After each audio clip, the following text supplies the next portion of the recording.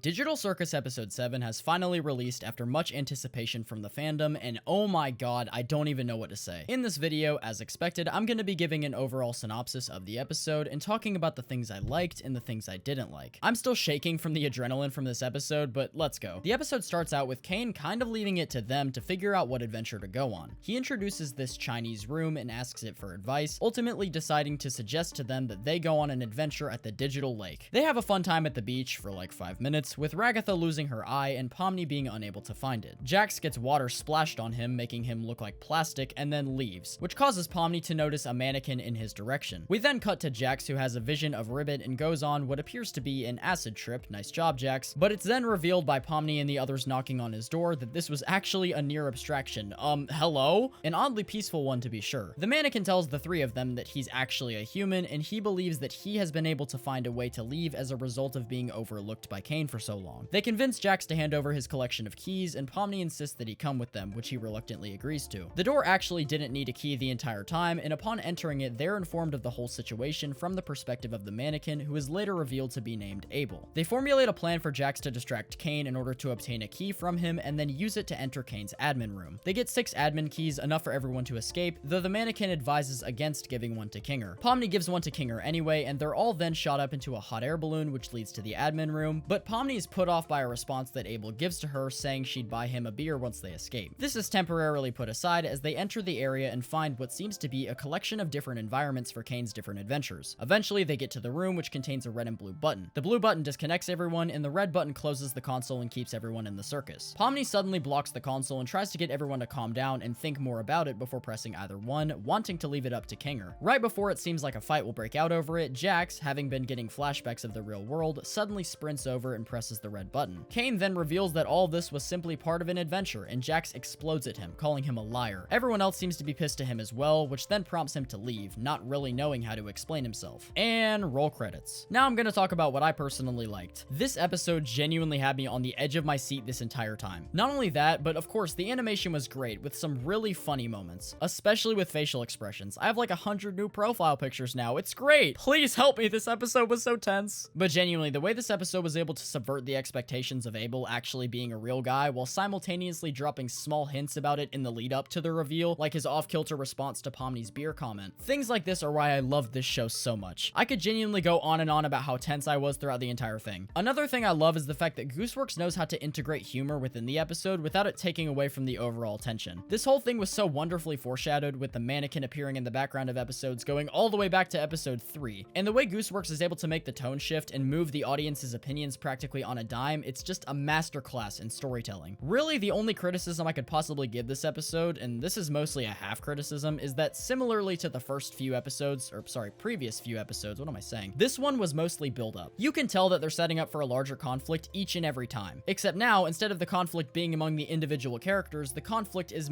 the people versus Kane, kind of. I don't think Kane has malicious intentions, but the line gets really blurry when you realize that Kane will do literally anything to meet his objective of keeping everyone in the circus happy. When it comes to these episodes being mostly set up, you're kind of dealing with a gamble of whether or not your finale payoff is going to be good enough to warrant the amount of setup that was given and the amount of tension that was built during said setup. If the payoff isn't good, then the series as a whole is kind of cooked because the setup is wasted on a bad storyline. However, I really don't see that happening with this show. Gooseworks has proven herself time and time again to be a phenomenal writer thus far, and I really don't see that changing as the stakes continue to rise more and more. The fact that she's managed to transform the main conflicts in a way that the previous conflicts seem so much smaller scale by comparison is, in my eyes, a feat of impassioned writing. Everything about this episode, from the initial setup to the slow rise in tension, the constant subversions which are still executed in a way that my expectations aren't ending up disappointed, and just the overall execution of things here made it a really amazing watch. An amazing digital circus watch. Okay, I'm sorry. This episode was so good that I've just now managed to turn what was initially a criticism into yet another praise of the episode and its writing. This is definitely my favorite one by far, mostly because I believe it achieves everything that it sets out to do in such an amazing way. There is so much episode here that it could honestly account for around 4 episodes worth of content. I cannot wait to talk about all of it with you guys, probably starting with Jax. I really want to see more when it comes to his relationship between him and Ribbit, even though thinking about it for more than 5 seconds makes me want to cry because of how sad it is. Like, Jax just wants to see his friend again. But anyway, that's for another day. I'm gonna make more videos now. Hope you enjoyed. Bye-bye.